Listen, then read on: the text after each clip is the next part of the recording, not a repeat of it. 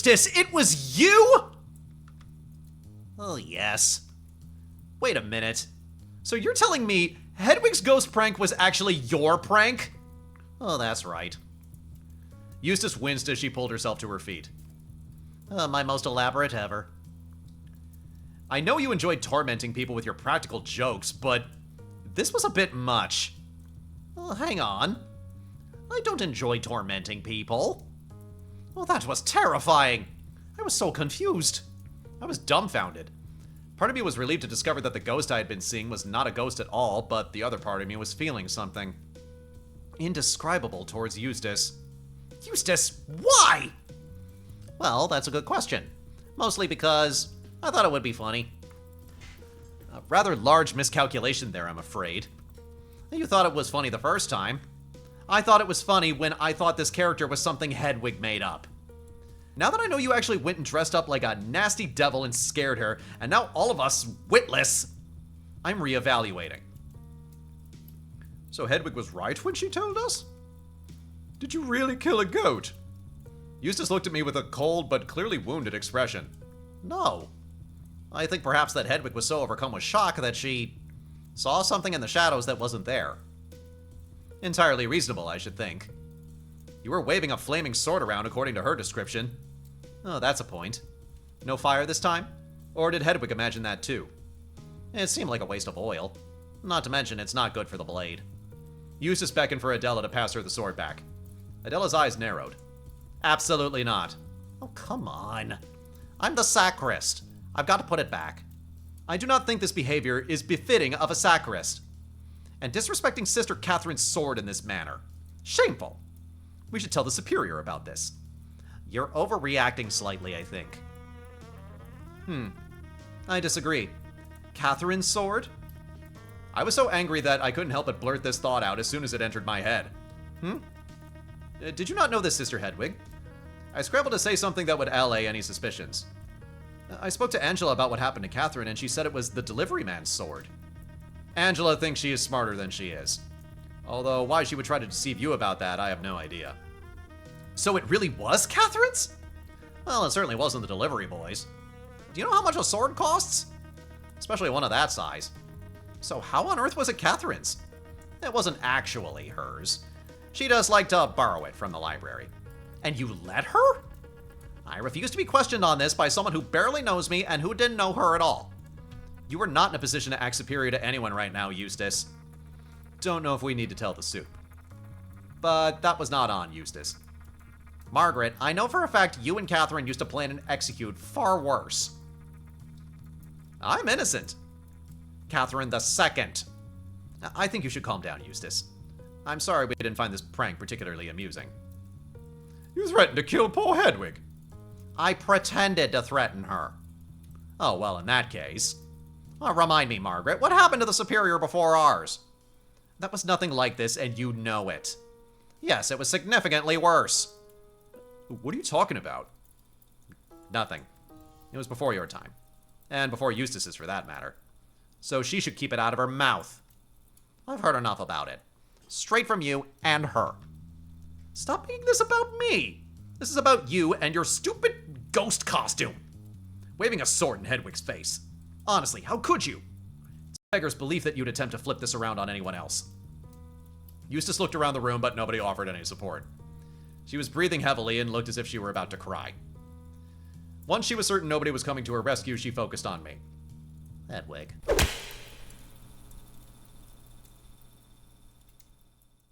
Well, okay then. I had struck her so hard my hand stung. Eustace's face was redder than the evening's wine.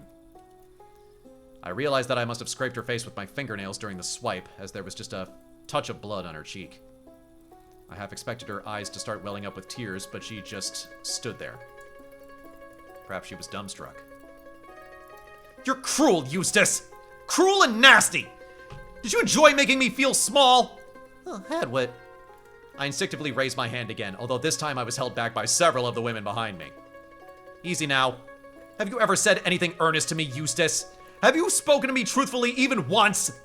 Of course I have. How can I trust you? Ever! I tried futilely to lunge at her again, but I was not strong enough to overcome the several people gripping my arm and shoulders. Oh, I don't know. I don't like you. Well, that is fair.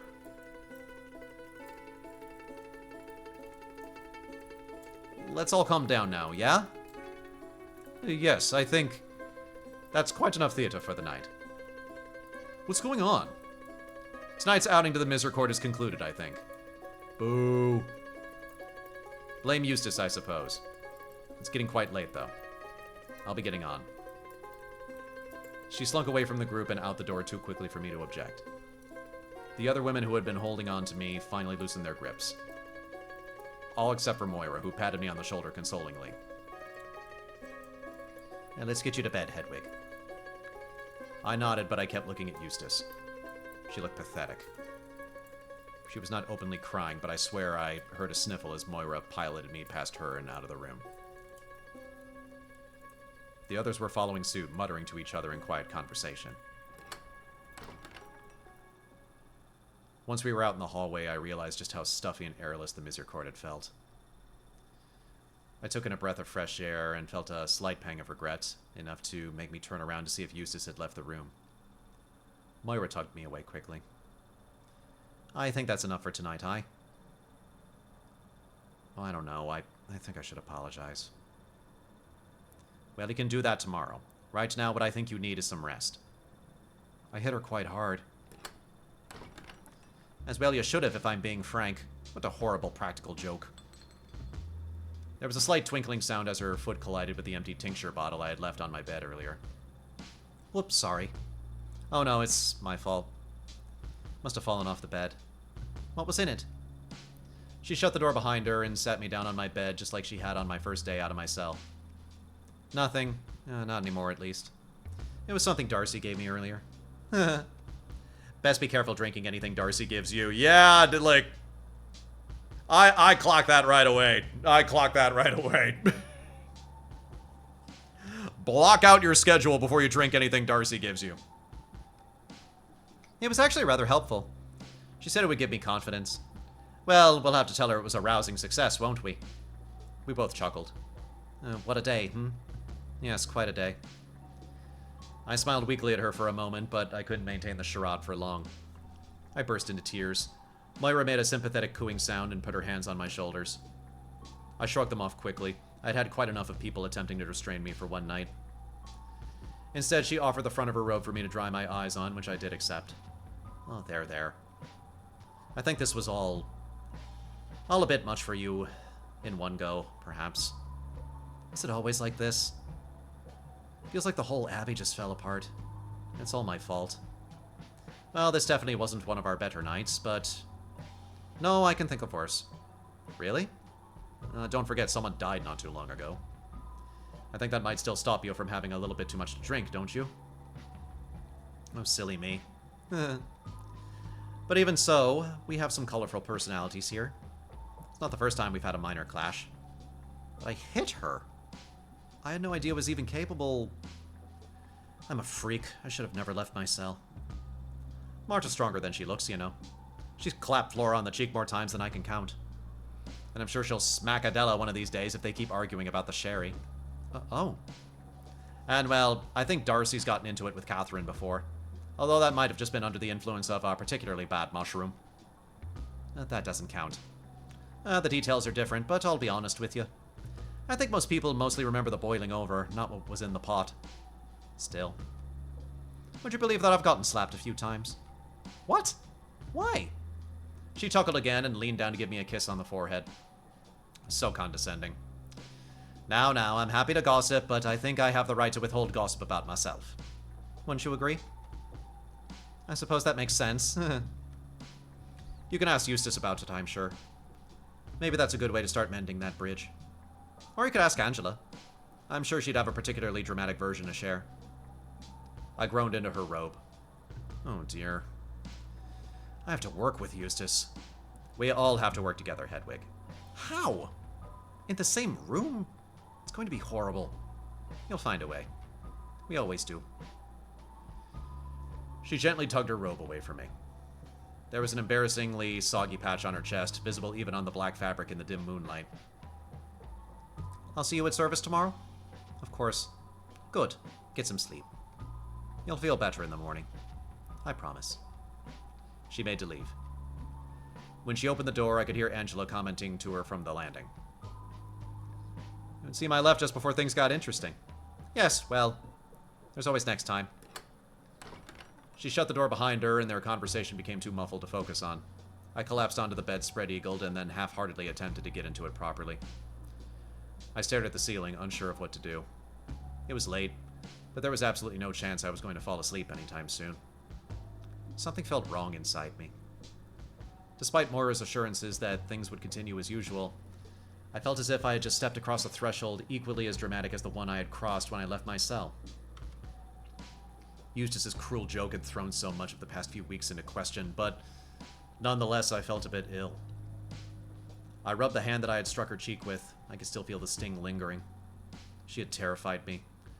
Not just me, but the entire room full of women. For what? All in the service of some hazing ritual? The Superior had warned everyone about that. I realized that she only would have mentioned it if it had been a problem prior. Perhaps this was typical. Perhaps I was unaccustomed to the space I now occupied, unprepared for how adversarial and mean-spirited it was. As it was, there was no denying that over the past few weeks, and tonight especially, I had observed a community on the rocks. It wasn't just Eustace and I. It was Angela and Catherine, Adela and Charity, Flora and, well, everyone else. Those weren't the only conflicts either. All in all, it seemed like this place was a kind of nexus of misery and resentment. I was restless, sighing deeply. I got up off the bed and quietly crept to my door. There was no conversation emanating from any of the rooms or the hallway. It seemed as if everyone had succeeded where I could not. I did my best to stay silent as I collected a pricket from the manual and lit the candle in the fireplace and headed out for a stroll. It was quite cold out now. I thank God for my cozy robes. The thick woolen fabric did an admirable job of protecting me from the elements, and I could ball up the extra fabric of my oversized sleeve to keep my free hand warm. I wandered back and forth across the landing a few times. I was a lot more confident spending time alone outside now that Eustace had outed herself as my mysterious stalker. I descended the stairs nearest the dorms and did a few slow laps up the cloister, deep in thought. Should I tell the Superior? I felt uneasy about this. Margaret and a few others had seemed to balk at Adela's idea of involving her. Then again, I would have to report her sooner or later, and it would be hard to pretend nothing had happened. Especially since I had not even gotten the answer from Catherine that I had promised to make my priority. Oh well, it had not been for lack of trying. Perhaps I could corner Catherine before service tomorrow? She hadn't seemed unwilling to talk at all, just unwilling to do it in the company of others, which I could understand. On the other hand, what if Eustace had handed me the evidence I needed anyway? Who else could have beheaded someone but the woman with access to that sword? How cavalier Eustace had been with her threats, too. Cease your meddling! In retrospect, Eustace's attempt at a booming, authoritative voice had been a little unconvincing. I won't take that personally, Hedwig. I had been swept up in the moment, I suppose. Nonetheless, her threats seemed quite targeted. It was not the first time Eustace had advised me to keep my nose clean. I took a turn out of the cloister and into the pass between most unused rooms and buildings the Superior had led me past on the way to the hospitalum. The brisk night air was doing something helpful for my thoughts, at the very least, and I wanted to stretch my legs further. Eustace controlled access to the sword, there was no doubt about that. Thinking more on the situation, was there really any other reason needed to finger her as the perpetrator? Catherine had been beheaded, and the wretched tool had been left in the cloister as an ill omen. I had no idea why Eustace would want to kill Catherine, but was that my responsibility to find out? I had been charged with finding Catherine's killer. Catherine had been killed with a sword. The one sword in the Abbey resided under lock and key, a key that Eustace controlled. What else was there to it? As I wandered the path towards the outer hall of the Abbey, I became surer and surer of this line of reasoning. Why did the why matter? I was not here to judge. I thought about Flora. If Eustace was found guilty and handed over to the diocese, maybe the clouds surrounding the Abbey would part. Maybe she could be happy. I thought about Catherine. Something was weighing on her, and it was clearly something to do with the night of Catherine II's death. Had she seen something? Was she simply too afraid to speak? She certainly left in a hurry after Eustace's little stunt backfired. This too might be resolved if Eustace was found to be the guilty one. I reached the end of the courtyard and stood in the shadow of the crumbling outer wall. Goodness, they really should have built a gate here. Anyone could come into the Abbey from this direction if they braved the hill in the cold. Could have been anyone. And yet, the longer I turned things over in my head, the more I thought about the ghost stories people had told earlier in the evening. That cloud of negativity, maybe it really was a haunting. Eustace had been dressing up as my ghost, but what about Flora's? Adela's? Was every ghost story here a tale born of Eustace's mean streak? I found that hard to believe, as much as that astounded me. Demons and devils, they infested this place. I saw a light in the distance. My heart dropped out of my chest. I scrambled ahead through the open archway in the wall, desperate to see what was out there on the moorland this late at night. Stay off the moors! The rolling hillocks made it difficult to get a good look from my position. I did my best to quietly hop and sprint forward, keeping myself in as high a position in the rolling field as I could. The light ahead of me kept dipping out of sight. I finally got close enough to get a good look at their shape. They were taking the same route the Superior and I had traveled the other day. I froze. The traveler had not seen me, but they were liable to at any moment if they realized to look over their shoulder. Looking back on it, the intelligent choice would have been for me to turn back to the Abbey right away, wake the Superior up, and catch Eustace. I was assuming, in whatever duplicitous act she was up to. But perhaps through a mixture of wine and whatever Darcy had given me earlier in the evening, I was not acting intelligently. Having trouble solving a murder case? Throw booze at the problem. That'll move things forward. Not to mention the sheer rush of shock I was feeling at that moment. I followed her. It was not easy. It was quite cold out. Even in the moonlight, I had to rely on my candle to watch my footing. A strong gust of wind could have extinguished my light, but mercifully it survived the whole trip. What would I have done if she had turned around? I can't say for sure. I presume I would have blown the candle out and run straight backwards? After an agonizingly long walk, we arrived at the hospitalum. My heart was pounding out of my chest.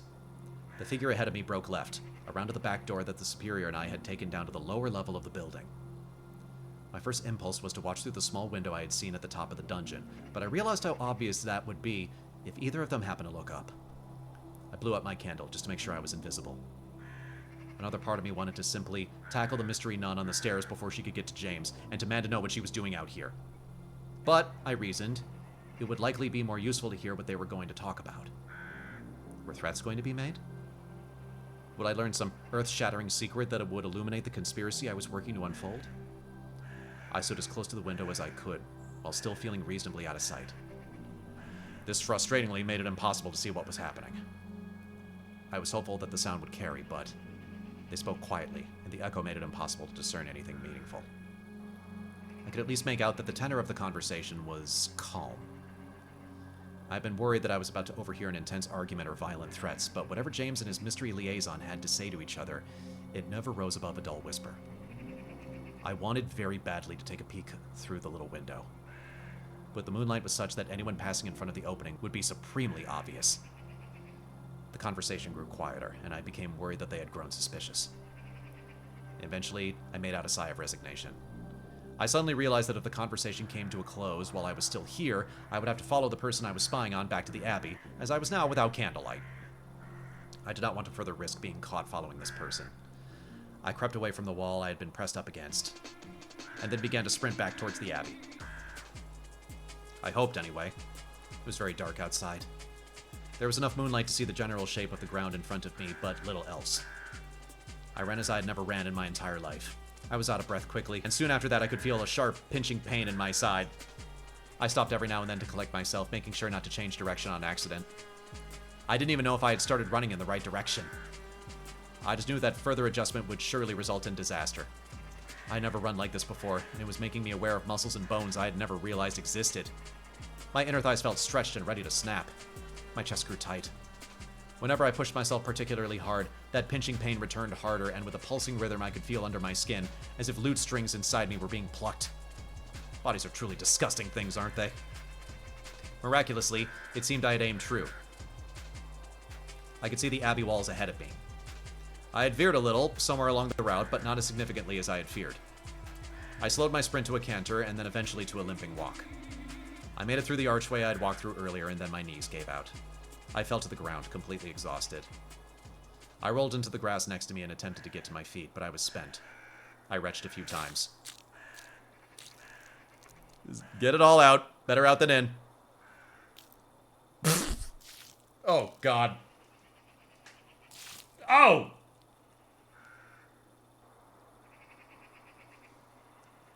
Are you good? Hedwig, are you good? I was worried that was going to keep looping unless I continued. Okay. Groaning, I made it up to all fours. Nope, okay, just a little bit more. Black bile spilled out of my mouth into the grass with another heave. I realized that it was mostly wine I was expelling, sore and sickly. I was truly pathetic to behold. I could feel my body giving up. I struggled to remain awake. I couldn't just pass out here, but...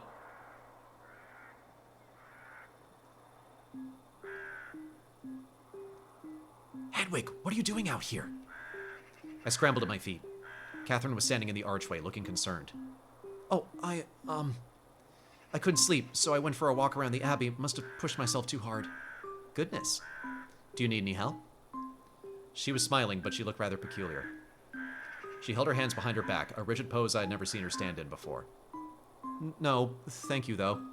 I see. Well, have a good night. Catherine. What were you doing? The same thing you were, of course. I can never sleep after a night of Misericorde drama. What did you and James talk about? I felt a surge of bravery. We were alone, and it was in the middle of the night. She could not weasel out of this one. I don't know what you're talking about. Catherine, please. She sighed deeply. Listen, you must promise not to tell anyone about this. How do you know about James, anyway? I asked the Superior to introduce us. Since I was replacing Catherine II, as a chronicler, I wanted to know what I was stepping into. He told me he didn't kill her. And then he told me you could vouch for him. Ah. We stood in silence for a moment. And you believe him? I do. And what do you stand to gain from helping him exactly? It just seems like the right thing to do. I wouldn't want to occupy a position I had lingering questions about. Catherine nodded, looking less confident than I had ever seen her. Very well. I can certainly tell you he did not kill her. Really? How? He mentioned something about his tunic. What did he tell you? That was more or less the whole of it. I was trying to ask you for details in the Misericorde. Well, I know he was not wearing a tunic when Catherine II was found. How? Because he was with me. And he didn't slip away? No. I'm quite sure of that. Penny in the air? Where were you? In my dormitory room. Penny still in the air. Really? Why? Hedwig, this is humiliating enough. Can we just let the penny drop already? Please don't make me say it. What? I'm confused. Oh my goodness. This would be precious if it didn't feel so, well, mortified. All I could offer her in response was a blank expression. Hedwig, James and we had a relationship. I love that the sexy music starts up here.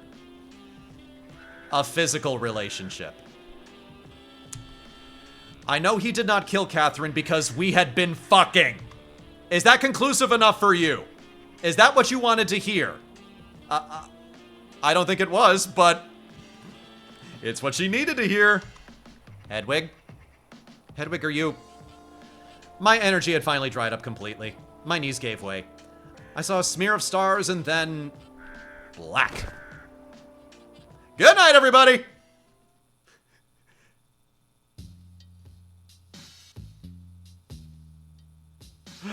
Oh, this game's fun. Hedwig? Hedwig! Huh? Oh, there she is. Oh, thank goodness. Thank you for your assistance, Moira. What happened? I was on a walk to the privy and found you passed out on the path. Huh? Wait, no. Oh dear. She's still delirious. I'm beginning to worry the thin mountain air isn't very good for her. Do we have any dried fruit around here? Oh, yes. One moment. I was lying on the floor in the Superior's office. Moira and Catherine were standing above me, both looking concerned. Moira most especially. Catherine's concern, it seemed, went beyond my well-being. Do you remember what happened before you fainted, Hedwig? Catherine and I were talking, and... No, that was after I found you. Moira, I'm quite worried about this. The Superior returned with a small wooden bowl. Moira plucked a small dried berry from it and crouched down to feed it to me. Something sweet might help at least. So were you on a walk, Hedwig? You look exhausted. Yes. I was unable to sleep. Sleep deprived, of course. That explains the confusion. Yes. Yes, it would. Thank God you went to the privy when you did, Catherine. I don't particularly love that phrasing, but yes. Hey, somebody's gotta clean this shit up, am I right? The berry Moira had given me was definitely sweet and delicious, although I wasn't really sure how that helped. Nonetheless, I was lucid enough to understand that Catherine was signaling to me that the information that she had shared with me was not something she wanted discussed in front of Moira and the Superior. Begrudgingly, I played along. Yes, I remember now. I was restless after what happened in the Misericorde and went for a walk to clear my head. I think I probably had too much to drink. Oh dear. What happened in the Misericorde? Nothing you need to worry yourself with, Superior. Just our typical womanly exploits. The Superior sighed, but did not push the subject. Well, thank you, Catherine, at any rate. God only knows what would have happened to poor Hedwig if you hadn't found her. And thank you, Moira, for being on hand to help her. I was on my way to the privy as well when Catherine found me. What luck! Ugh. A strange but welcome miracle. Well, I see no reason for all of you to be crowding my floor at this late hour. Off to bed with you, all of you. Of course. I was pulled to my feet by my would-be saviors and guided towards the door. Oh, and Hedwig, if you don't mind, I'd appreciate you checking in tomorrow after service. Just so I can confirm that you're well. Yes, Superior. Once through the door, I was able to move with my own strength. I was sore all over, but I could walk at the very least. The three of us walked in silence through the cloister, toward the stairs to the dorms. Moira let out a lilting chuckle at one point, and I could hear Catherine exhale willingly through... Moira let out a lilting chuckle at one point, and I could hear Catherine exhale wearily through her nose. I had half a mind to slap Catherine the way I had Eustace. I was not sure I could ever look at her the same way again. I felt ashamed to be protecting her dirty little secret for her, and even more ashamed that I had seemingly instinctually agreed to do so. What was this place turning me into? I realized I was still carrying the pricket, looped around one of my fingers. It was stretched so thin I had not thought about it the whole walk back. I placed it back on the mantel when we arrived at the dormitory. Well, good night. Good night, Moira. Yes, good night, you two. And thank you. We were all speaking in low whispers so as not to wake anyone else. Don't mention it, silly. I actually would appreciate it if you truly didn't mention it. If Flora or Margaret hears about this, I'll never hear the end of it. Mention the evidently miraculous convergence of Moira and I's bodily needs. Privy humor is the lowest of the low. Naturally, Flora finds it uproarious. Shh. We split up and went to our separate doors. Catherine had to open and close hers with great care, as it was still creaking terribly. I sighed and collapsed face first into my bed. I didn't even have the energy to address, and I was asleep before I hit the pillow. I dreamed of soldiers chasing me with pikes.